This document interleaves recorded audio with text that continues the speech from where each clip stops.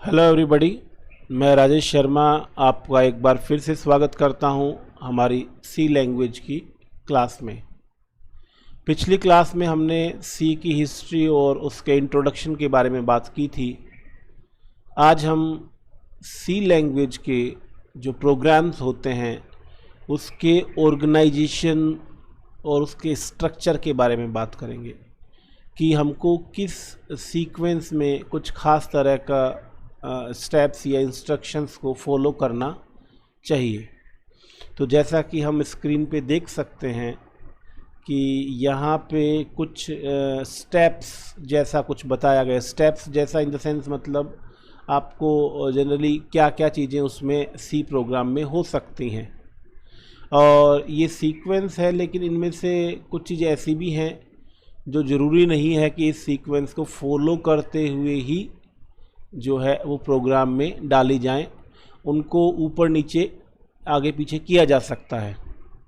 तो यहाँ पे जो स्ट्रक्चर में देखें तो स्ट्रक्चर का एक मेन कंपोनेंट होता है, ऑर्गेनाइजेशन का एक मेन कंपोनेंट होता है कमेंट लाइन। अब कमेंट लाइन क्या है? कमेंट लाइन किसी भी सी प्रोग्राम में एक नॉन एग्जीक्यूटेबल स्टेटमेंट है। नॉन एग्जीक्यूटेबल स्टेटमेंट का मतलब कि जब भी आप इसको प्रोग्राम में कहीं भी लिखेंगे तो सी का कंपाइलर जो है इस स्टेटमेंट को इग्नोर कर देगा, मतलब वो उस पर किसी तरह का कोई एक्शन नहीं लेगा।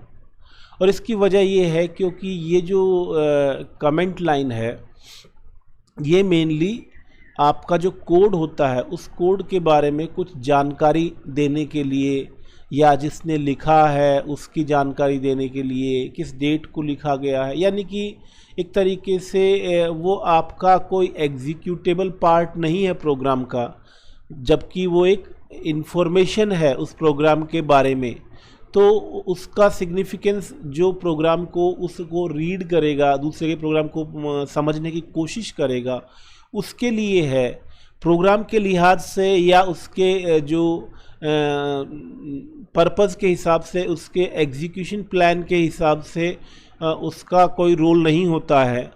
तो इसलिए कंपाइलर जो होते हैं वो उसको इग्नोर कर देते हैं, और जो है वो प्रोग्राम में बने तो रहते हैं लेकिन वो सिंपली जो है वो एक तरीके से उस प्रोग्राम के बारे में इंफॉर्मेशन को दूसरे रीडर्स को कन्वे करने के काम आते हैं। फिर बात करें प्री प्रोसेसर डायरेक्टिव्स की, तो जो प्री प्रोसेसर डायरेक्टिव्स हैं, प्री प्रोसेसर डायरेक्टिव्स जो है वो ऐसी स्टेटमेंट्स होती हैं जो कंपाइलेशन से पहले एग्जीक्यूट होती हैं। कंपाइलेशन से पहले एग्जीक्यूट मतलब एक तरीके से एग्जीक्यूशन जैसा तो मैं नहीं कहूँगा, बट ये कह दीजिए कि फाइंड रिप्लेस जैसा एक इफ़ेक्ट होता है। क्योंकि कई बार क्या होता है कि हमको हमारे प्रोग्राम के सोर्स कोड में किसी दूसरी फाइल का कोई कंटेंट या कोई ख़ास तरह का हमको कोई सिंबॉलिक कांस्टेंट जो है वो डिफ़ाइन करना है, मतलब कई तरह की इसमें जो है वो आपके इंस्ट्रक्शंस हैं। बट मेन बात ये है कि ये चीज़ें जो है वो कुछ खास तरह की चीज़ों को प्रोग्राम में इंसर्ट करती हैं, जैसे हम फाइंड रिप्लेस में करते हैं। दूसरे सॉफ्टवेयर्स में देखते हैं कि एक पर्टिकुलर चीज़ है उसकी जगह दूसरी चीज़ को रिप्लेस कर देते हैं हम। तो ये वैसा ही इसका जो है वर्क रहता है, और ये कंपाइलेशन से पहले, प्रोग्राम कंपाइल होने से पहले ये जो डायरेक्टिव्स हैं या इंस्ट्रक्शंस हैं ये वर्क करती हैं, और ये अपने वर्क के दौरान जो भी खास डेफिनेशन या कोई खास फाइल प्रोग्राम में रिप्लेसमेंट स्ट्रक्चर के तहत या रिप्लेसमेंट मोड के तहत बताई जाती हैं, तो उनको ये जो है वो रिप्लेस करती हैं। इसके बाद अगर देखें तो एक पार्ट जो स्ट्रक्चर का है इम्पोर्टेंट है वो है ग्लोबल डिक्लेरेशन। ग्लोबल डिक्लेरेशन जो है ये एक ऐसा हिस्सा होता है प्रोग्राम का जिसमें आप कुछ ऐसे प्रोग्राम के स्ट्रक्चर्स डिफ़ाइन करते हैं से वेरिएबल है, एरे है, और भी कई तरह के कंपोनेंट्स हो सकते हैं जो कि हम आगे लेक्चर्स में देखेंगे। तो उनको ग्लोबली डिक्लेयर किया जाता है। और ग्लोबली डिक्लेयर करने का मतलब कि ऐसा कंपोनेंट जिसकी एक्सेसिबिलिटी या यूँ कहिए उसका स्कोप जो होता है वो थ्रू आउट प्रोग्राम होता है, यानी कि उसको हम प्रोग्राम के किसी भी हिस्से में कहीं पे भी एक्सेस कर सकते हैं। क्योंकि आगे हम देखेंगे इसके जो बिल्कुल अगेंस्ट जो है, उसके बिल्कुल अपोजिट नेचर में लोकल डिक्लेरेशंस भी होती हैं। और लोकल डिक्लेरेशन जो होती है उनका जो स्कोप होता है वो काफ़ी रिस्ट्रिक्टेड होता है, और वो पर्टिकुलर जिस ब्लॉक के अंदर डिक्लेयर की जाती हैं, डिफ़ाइन की जाती हैं, उसी के अंदर हम उनको एक्सेस कर पाते हैं। तो ग्लोबल डिक्लेरेशन सेक्शन में हम उन चीज़ों को, उन कंपोनेंट्स को डिफ़ाइन या डिक्लेयर करते हैं जिसकी एक्सेसिबिलिटी थ्रू आउट प्रोग्राम होती है। इसके बाद अगर बात करें नेक्स्ट जो कंपोनेंट है या उसमें मेन स्ट्रक्चर है, वो है आपके फंक्शंस। अगर हम देखें तो सी के अंदर हम कोई भी इंस्ट्रक्शन, सी लैंग्वेज में कोई भी इंस्ट्रक्शन, हम एग्जीक्यूटेबल इंस्ट्रक्शन की बात कर रहा हूँ मैं, डिक्लेरेशन बाहर हो सकता है किसी फंक्शन के, लेकिन जो एग्जीक्यूटेबल स्टेटमेंट होती हैं वो किसी न किसी फंक्शन के अंदर होती है। यानी कि हम एक ग्रुप ऑफ इंस्ट्रक्शन जो है वो कंपोज करते हैं किसी पर्टिकुलर टास्क को परफॉर्म करने के लिए, और उसको कंपोज करके हम एक फंक्शन बनाते हैं। फंक्शन जैसा नाम से भी पता पड़ रहा है, function that means that A group of instruction that perform a particular task. तो हम एक फंक्शन क्रिएट करते हैं एक टास्क परफॉर्म करने के लिए। और जनरली प्रोग्राम में कई तरह के टास्क होते हैं, तो हम कई तरह के फंक्शन डेवलप करते हैं, यानी कि एक प्रोग्राम के अंदर बहुत सारे फंक्शन हो सकते हैं। तो वो फंक्शन जो है वो किसी भी ऑर्डर में हो सकते हैं। आपने एक पर्टिकुलर टास्क के लिए एक फंक्शन बनाया, उसको ऊपर लिख दिया, फिर एक नीचे लिख दिया, बीच में लिख दिया, तो उनकी जो है वो सीक्वेंसिंग कैसी भी हो सकती है। अब प्रॉब्लम ये है कि जब प्रोग्राम एग्जीक्यूट होगा तो सबसे पहले किस फंक्शन को एग्जीक्यूट किया जाए, यानी सीपीयू जो है वो कहाँ से एग्जीक्यूशन स्टार्ट करे प्रोग्राम का। तो इसके लिए सी लैंग्वेज में ये प्री डिफाइंड कर दिया गया है कि जो मेन फंक्शन है that is the starting point of programme.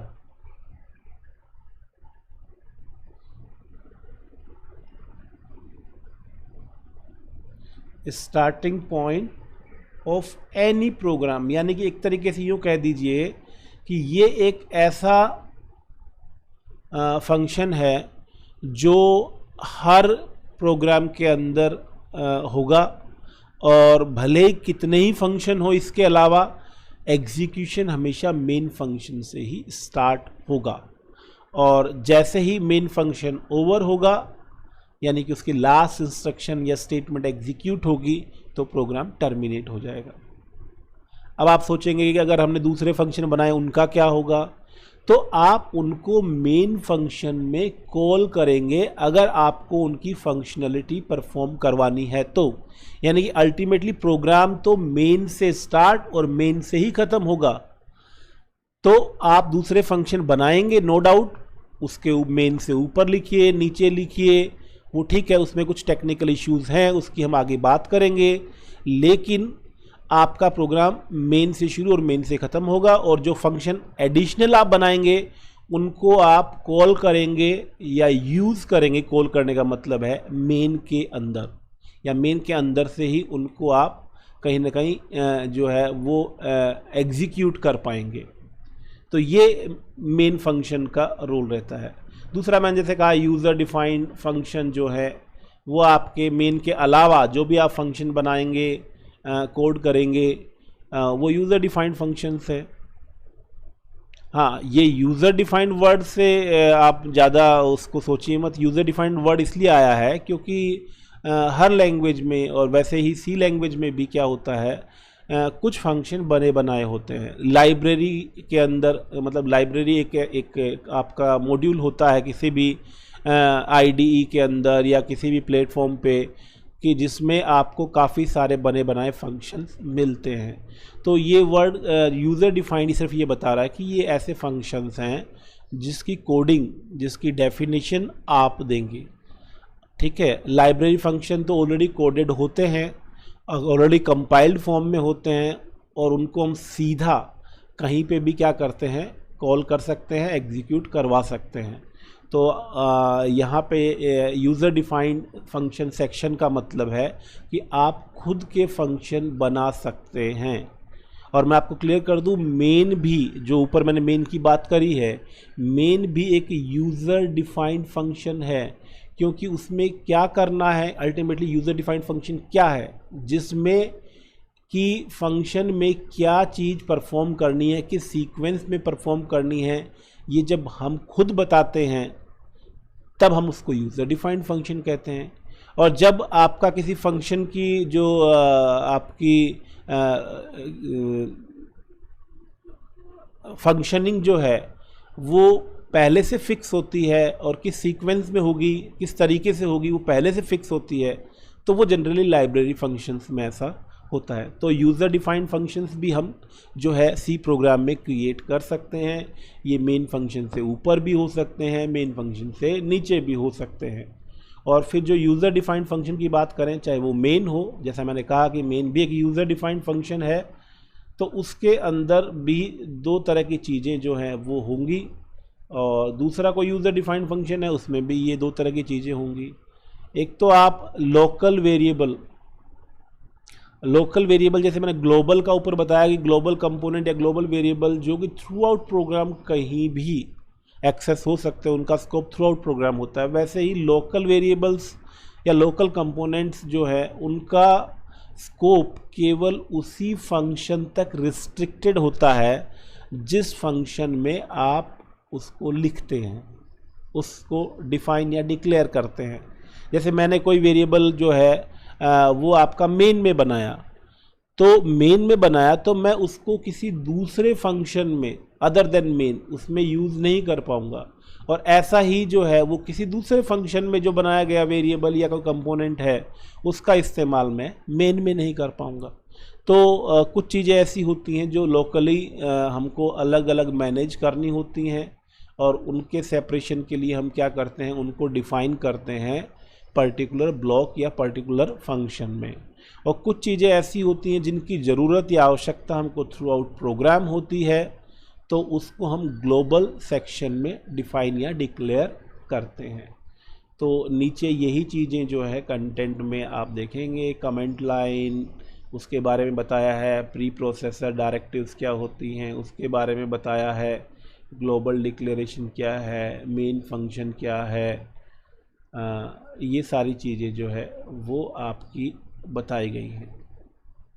और देखिए एक छोटा सा एग्ज़ाम्पल भी जो है वो लिया गया है यहाँ पे, ये देखिए, ये एक छोटा सा एग्ज़ाम्पल है प्रोग्राम का। जैसे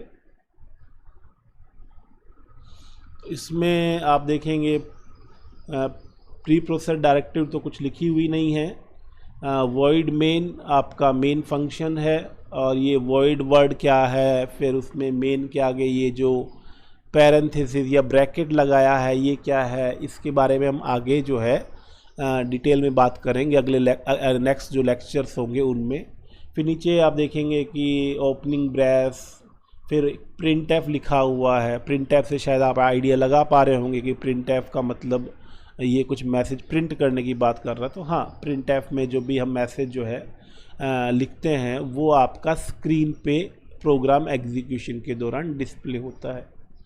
फिर भी इसकी एग्जैक्ट वर्किंग कैसे है, ये एग्जैक्टली कैसे करता है काम, और इसका क्या सिंटैक्स है, मतलब लिखने का क्या प्रॉपर फॉर्मेट है, उसके बारे में भी हम नेक्स्ट लेक्चर्स में डिस्कस करेंगे। तो एक इस छोटा सा, बहुत छोटा सा, या यूँ कहिए सबसे छोटे प्रोग्राम्स में से एक जो है वो उन्होंने एग्जाम्पल के तौर पे बताया है। अब इन्होंने जैसे प्री प्रोसेसर डायरेक्टिव की बात करी है तो उन्होंने कहा कि जैसे प्रिंट एफ है, तो प्रिंट एफ क्या है, एक लाइब्रेरी फंक्शन है। है ना। प्रिंटफ की डेफिनेशन आपने नहीं दी है या हमने नहीं दी है, प्रिंटफ को सीधा हमने यूज़ किया है। प्रिंटफ देन क्या प्रिंट करना है वो हमने उसमें बता दिया। हाँ, मेन को हमने डिफ़ाइन किया है, मतलब डिफ़ाइन करने का मतलब यूँ समझ लीजिए कि जिस फंक्शन के डेफिनेशन मतलब ओपनिंग ब्रेस, जैसा कि यहाँ पे देखिए ये मेन के अंदर जो ये देखिए ये ओपनिंग ब्रेस लगाया हमने, ये क्लोजिंग ब्रेस लगाया हमने, और इसके बीच में जो होती है ओपनिंग ब्रेस और क्लोजिंग ब्रेस के बीच में, दैट इज़ डेफिनेशन। तो मेन की डेफिनेशन हमने दी है। प्रिंटफ में आप देख लीजिए, आपने कोई ओपनिंग ब्रेस क्लोजिंग ब्रेस लिख के कोई उसके बारे में कुछ डिटेल्स नहीं दी हैं, तो वो लाइब्रेरी फंक्शन है। तो जो लाइब्रेरी फंक्शंस होते हैं वो आपके ऑर्गेनाइज किए जाते हैं हेडर फाइल्स के तौर पे। तो हेडर फाइल्स के तौर पे इस्तेमाल किए जाते हैं। हेडर फाइल मतलब एक स्पेशल फाइल्स होती हैं जो कि लाइब्रेरी फंक्शंस के सिंटैक्स या यूँ कहिए उनका प्रोटोटाइप जो है स्टोर करके रखती हैं। तो अगर आप कोई लाइब्रेरी फंक्शन यूज़ करते हैं तो आपको क्या करना पड़ेगा, उनको उन हेडर फाइल्स को इंक्लूड करना पड़ेगा अपने प्रोग्राम में जिसमें भी आप उसको यूज़ ले रहे हैं। तो जैसे प्रिंटफ को हम यूज़ ले रहे हैं, तो प्रिंटफ जो है वो आपका एक खास header file stdio for standard input output, ये जो है stdio.h, इस हेडर फाइल के अंदर इसका प्रोटोटाइप या सिंटैक्स है। तो हमको क्या करना पड़ेगा, जब आपने जो ऊपर वाला प्रोग्राम देखा तो इसमें हमको ये करना पड़ेगा, अदरवाइज आपका एरर इस प्रोग्राम में आ सकता है। Include stdio.h, stdio for standard input output .h represent करता है हेडर फाइल को, और आगे जो हैश इंक्लूड है, इंक्लूड का मतलब जैसा समझ गए होंगे कि उस फाइल को यहाँ पे एक तरीके से इंपोर्ट करना है। और हैश जो है वो एक स्पेशल सिंबल है जो प्री प्रोसेसर डायरेक्टिव, जो मैंने बताया कि आपका कंपाइलेशन से पहले कहीं ना कहीं चीज़ों को रिप्लेस कर देता है। जैसे यहाँ पे होगा कि वो क्या करेगा, stdio.h के अंदर जिन भी फंक्शंस की आपकी प्रोटोटाइप या सिंटैक्स है उसको रिप्लेस कर देगा इस प्रोग्राम में। तो इसमें ये जो हैश है, और हैश इसी में नहीं और बहुत सारी स्टेटमेंट्स आपको ऐसी नज़र आएंगी आगे जिनमें हैश आपको दिखेगा। तो वो जो हैश है वो एक ख़ास इंडिकेटर है कि ये पर्टिकुलर स्टेटमेंट एक प्री प्रोसेसर डायरेक्टिव है। देन बात करें प्रोग्राम, जब आपने लिख लिया, चाहे ये छोटा सा प्रोग्राम लिखें चाहे कोई आगे आप बहुत बड़ा प्रोग्राम लिखें, डजेंट मैटर, 2 लाइन से लेके 200 लाइन या 2000 लाइन का प्रोग्राम हो, उसको एग्जीक्यूट करने का, कंपाइल करने का स्टेप फिक्स होता है। और वो जो स्टेप्स होते हैं वो डिपेंड करते हैं कि आप किस तरह का IDE यूज़ करते हैं, या बिना IDE के आप किसी टेक्स्ट एडिटर में प्रोग्राम को टाइप करके जो है वो आप उसको एग्जीक्यूट या कंपाइल करना चाहते हैं। तो जैसे मैंने पिछले लेक्चर में बताया था कि नॉर्मल टेक्स्ट एडिटर जो है वो आपको कंपाइलेशन और एग्जीक्यूशन और कई तरह के प्रोग्रामिंग फैसिलिटीज़ जो है वो आपको अवेलेबल नहीं करवाते। तो आपको प्रोग्राम टाइप करने के बाद बाहर जो है ऑपरेटिंग सिस्टम में जाके आपको कई तरह के सॉफ्टवेयर दूसरे यूज़ करने पड़ेंगे उस प्रोग्राम को कंपाइल करने के लिए, एग्जीक्यूट करने के लिए, डिबग करने के लिए। तो ये सारी चीज़ें होती हैं। और IDE जो होता है वो इंटीग्रेटेड डेवलपमेंट एनवायरनमेंट होता है, जो कि आपको लगभग सारी प्रोग्राम डेवलपमेंट से जुड़ी हुई ज़रूरतें या ज़रूरतों की चीज़ें जो हैं वो आपको एक ही प्लेटफॉर्म पे अवेलेबल करवा देता है। तो जैसा कि यहाँ पे बताया गया है कि आप किस तरीके से कंपाइल करेंगे, तो इन्होंने लाइनेक्स के रेस्पेक्ट में बताया है। मैं आपको एक IDE जो है वो टर्बो सी एक IDE है उसके रेस्पेक्ट में बताऊं तो टर्बो सी में सिंपली आप प्रोग्राम लिख दीजिए। प्रोग्राम लिखने के बाद कंपाइल करने के लिए आपको सिंपली Alt F9 जो है वो एक शॉर्टकट होता है, या मेनू के अंदर जाएंगे ऊपर तो भी उसमें आपको कंपाइल का ऑप्शन मिल जाता है, उससे आप कंपाइल कर सकते हैं।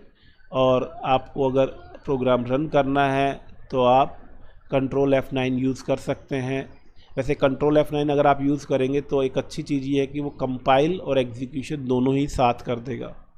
तो ज़्यादातर लोग जो है वो कंट्रोल F9 यूज़ करते हैं, उससे प्रोग्राम कंपाइल भी हो जाता है, मतलब ट्रांसलेट भी हो जाता है लो लेवल कोड में, मशीन लैंग्वेज में, और हाथों हाथ वो उसके बाद कंपाइलेशन के बाद एग्जीक्यूट भी हो जाता है। यहाँ इन्होंने जैसा कि कमांड लाइन पे लाइनक्स में बताया, लाइनक्स में भी GNU कंपाइलर के बारे में बताया है कि GNU कंपाइलर जो है उसमें आप कैसे करेंगे। तो उसमें आपका ये जो है GCC जो है वो कंपाइलर है। तो कमांड लाइन पे मतलब आपका बहुत कम लोग आजकल यूज़ करते हैं। तो जैसे आपके विंडोज़ में रन कमांड होता है, या डोस कह दीजिए एक तरीके से, डोस मोड पे जाके वैसे ही जो है आजकल जो लाइनक्स होता है उसमें भी जैसे यूनिक्स मोड होता है, तो उसमें यूनिक्स मोड में जाके एक तरीके से आप इस तरह की कमांड लिखेंगे, GCC for GNU C compiler, G for GNU C and then compiler, ये उसका जो है वो सॉफ्टवेयर है, कंपाइलर है। देन जो फाइल आपको कंपाइल करनी है, जो प्रोग्राम आपको कंपाइल करना, से you made a programme 1.c prog1.c, तो आप लिखेंगे GCC स्पेस progc 1.c और आप क्या करेंगे, एंटर प्रेस करेंगे। या दूसरा एक और ऑप्शन भी बता रखा है, ये भी यूज़ ले सकते हैं आप, CC लिख सकते हैं, CC for C compiler then program 1.c। तो ये इस तरीके से कुछ जो है वो आपका लाइनक्स पे GNU कंपाइलर केस में होता है। और ये आप जो है वो विंडोज़ पे भी कर सकते हैं। विंडोज़ पे भी अगर आप चाहें तो कमांड मोड पे यानी डॉस मोड में जाके जो है उसमें ऐसे आपका जो है वो हो जाता है TCC फॉर आपका turbo C compiler, TCC, then program का नाम, जैसे यही मैं नाम लूँ prog1.c, तो वहाँ पे कुछ इस तरीके से जो है वो आपका प्रोग्राम जो है TCC prog1.c इस तरीके से लिखेंगे तो आपका प्रोग्राम जो है वो कंपाइल हो जाएगा। और फिर आपका प्रोग्राम कंपाइल होने के बाद जो एग्जीक्यूटेबल कोड बनेगा उसको आप डायरेक्ट जो है वो विंडोज़ में या चाहे तो कमांड मोड पे डायरेक्ट रन कर सकते हैं। तो हाँ, ये बात ज़रूर है कि जब आप कंपाइल करेंगे, चाहे वो IDE से डायरेक्टली करें, चाहे कमांड मोड से करें, चाहे वो आप लाइनक्स में करें, चाहे वो आप विंडोज़ में करें, ये ऐसा होगा कि अगर कोई एरर है आपके कोई प्रोग्राम में, सिंथेटिक एरर है, तो सिंथेटिक एरर है तो आपका ये जो कंपाइलर्स हैं वो उसको फाइंड आउट करेंगे और हाईलाइट करेंगे कि आपका कौन सी लाइन में किस प्रकार का एरर है। तो फिर आपको नो डाउट अगर एरर है तो वो फाइनल एग्जीक्यूटेबल कोड में कन्वर्ट नहीं हो पाएगा। कंपाइलर में ये खास बात होती है कि अगर आपने 1000 लाइन का कोड लिखा है और आखिरी लाइन में भी एरर है तो वो उसका एग्जीक्यूटेबल कोड कभी नहीं बनाता। तो आपको ये देखना पड़ेगा कि अगर कोई एरर शो हो रहा है तो आप अपनी सोर्स फाइल को ओपन करके उस एरर को करेक्ट करेंगे, देन आप अगेन उसको कंपाइल करेंगे। और ये प्रोसेस तब तक चलता रहेगा जब तक कि आप सारे एरर्स दूर नहीं कर देते और फाइनली जब तक कि आपका एग्जीक्यूटेबल कोड नहीं बन जाता। फिर एक चीज़ और ध्यान देने वाली ये है कि अगर आप कंपाइल करते हैं तो एग्जीक्यूटेबल कोड डायरेक्ट नहीं बनता है, बीच में एक इंटरमीडिएट स्टेप और होता है, that is called object code. Object code का पर्पस क्या होता है कि जो आपने कोड लिखा है उसको नो डाउट मशीन कोड में या लो लेवल कोड में ट्रांसलेट करना, जो कि हम कंपाइलेशन में बात कर रहे हैं बार बार। तो आप सोच रहे होंगे फिर बचा क्या? नहीं, मैंने कहा आप लाइब्रेरी फंक्शन भी तो प्रोग्राम में यूज़ करते हैं, या दूसरी ऐसी चीज़ें आप यूज़ कर सकते हैं जो प्रोग्राम से बाहर की हैं या किसी दूसरे प्रोग्राम की हैं। तो लाइब्रेरी फंक्शंस हों या कोई दूसरे प्रोग्राम्स के कुछ पार्ट्स हों या यूँ कह दीजिए एक्सटर्नल रेफरेंसेस अगर आपके प्रोग्राम में मौजूद हैं तो उनको भी तो अटैच किया जाना जरूरी है प्रोग्राम के अंदर, ताकि प्रोग्राम कंप्लीट हो सके। और इस प्रक्रिया को लिंकिंग कहा जाता है। यानी कि पूरा प्रोसेस अगर हम देखें प्रोग्राम के एग्जीक्यूटेबल कोड बनने तक का, तो सबसे पहले होता है प्री प्रोसेसिंग। प्री प्रोसेसिंग में मतलब जो मैंने हैश इंक्लूड जैसे हैश वाली स्टेटमेंट्स बताई, तो सबसे पहले होता है प्री प्रोसेसिंग।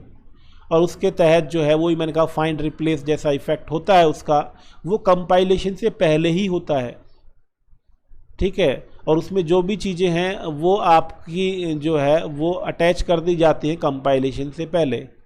फिर प्री प्रोसेसिंग के बाद होता है कंपाइलेशन। कंपाइलेशन में कंपाइलर पूरे प्रोग्राम में दो काम करता है। एक तो ये कि एरर चेकिंग करता है, अगर कहीं पे किसी लेवल पे कोई एरर है उसको रिपोर्ट करता है, और अगर आपने वो एरर्स वगैरह दूर कर दिए या एरर मान लीजिए है ही नहीं, तो फाइनली उसको मशीन कोड में ट्रांसलेट कर देता है।